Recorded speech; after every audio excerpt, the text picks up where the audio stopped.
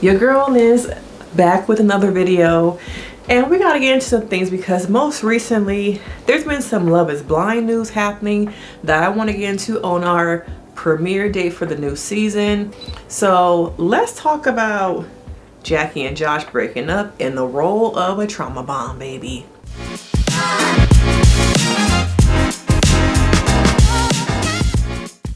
So I'm Denise Brady. I'm a licensed marriage and family therapist, and I really enjoy talking about relationships. And so most recently it came into the news that Jackie, Lord, where's my mind? Jackie and Josh broke up. Now, let's get into some things because for me, as I have said in my previous videos, I really do believe that their relationship was based off of a trauma bond. And you have to think about the foundation of your relationship. How are you building that foundation? And when I look at their relationship from the outside, these are not my clients. I do not know them personally. I can go off of only what I see from an edited TV show and things on social media, and most recently Jackie's live. So looking at the foundation of their relationship and where they started, it was going to be hard to have a successful relationship when it started off not the best. Okay, she broke up with somebody else. We know the history of how they got together. Plus you have the role of the media, the world looking at you with so much negativity. How can you build a foundation off something that's already starting off negative? Okay, and they had so much going on related to Marshall, the reunion, friends, family up against them. And so I'm not surprised that they broke up. Now, I will say, even though they broke up, I'm not quite sure this is a final breakup because it seems like Jackie really is in love with Josh. I can see her going back to him, and based off of the foundation of why they broke up, it sounds like he was upset that what he saw on the after the altar with her having a conversation with Monica, that upset him. And let's talk about the ego, because that to me is ego. You embarrass me, you got me looking stupid on TV, why are you even effing around with Monica when she did us dirty? That is all ego. Because to me, what I found really upsetting was that he said he was going back inside to take off his mic, get his stuff and leave, and she's out there in the cold waiting for him. Okay, he's so into talking about the mess that he doesn't realize he needs to just leave. And so that for me was more upsetting. It's like, dude, why are you engaging in this stuff that doesn't even matter? If you really love her, go outside and be with her. So I'm not surprised. I really do feel like their relationship was a trauma bond. And so what else did they have really going on outside that trauma connection? The trauma of things that they went through with supposedly Jackie having death threats. The way they got together was not going to work. Even watching them on After the Altar, when they're in that scene of looking at the apartment and she seems excited about what she's going to decorate, what she's going to do, and he's just kind of there. Okay, I was looking at the reunion, looking at the After the Altar, like what's the substance, what's really there?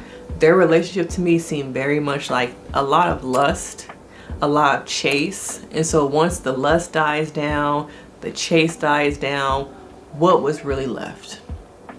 And it was probably nothing. Okay, when you have a relationship that is based off of trauma, lust, chase, once those things disappear and you're just with the person, you might think about, do I really like this person? Am I really in love with them? And for something so high school to break them up shows that there wasn't anything really there in the beginning. So looking at their relationship dynamic, do you think that they were going to make it? Can you build a relationship based off of a trauma bond? I don't think so. A lot of people don't realize even in friendships, people have trauma bonds. The friendship, the relationship is based off of trauma. Ask yourself, when we are not talking about our trauma or reminiscing about things that happened to us, what's really there? Do we have other things to talk about? Do we find ourselves hanging out and just mainly focusing on our trauma? Is the trauma the arc of our whole dynamic? Because in this situation, I really think it was. So I'm not surprised they broke up. It was very much a trauma bond. So let's also get into Miss Chelsea working for Netflix. Okay, now as we have seen, I feel like Chelsea lives in her own world. A lot of the relationship dynamics between her and Kwame have not really changed since the season ended. Most recently, I was looking at Kwame's social media, and I'm like, what do we really know about him? There's nothing really related to his family. There's nothing about what he does for work.